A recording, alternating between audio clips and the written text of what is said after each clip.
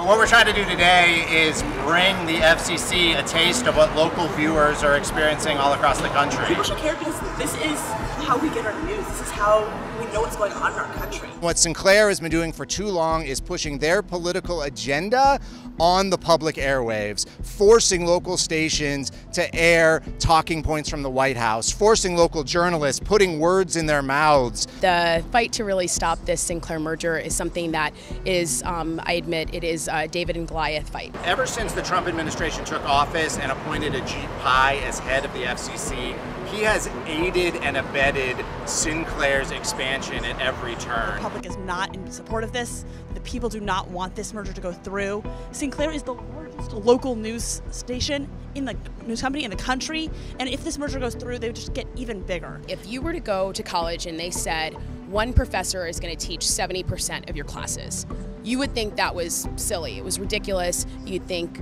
we weren't going to get enough perspective. How are you going to make sure that you have not only depth of content, but really to understand the material?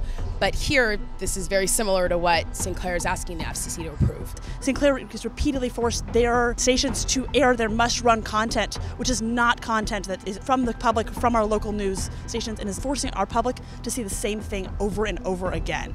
Very often, those communities of color rely on their local news because they don't have access to cable or satellite or other broadband platforms to basically get a diversity of viewpoints. So essentially, you're watching one conservative station that gives you their version of the news and that also paints how we perceive each other. So you would essentially be able to be shaping who neighbors think is a threat.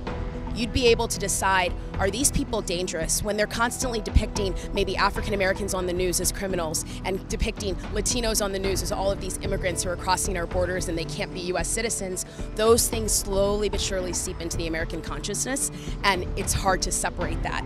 Local news needs to reflect the concerns of the many and of all of us, and not just of the wealthy, powerful few.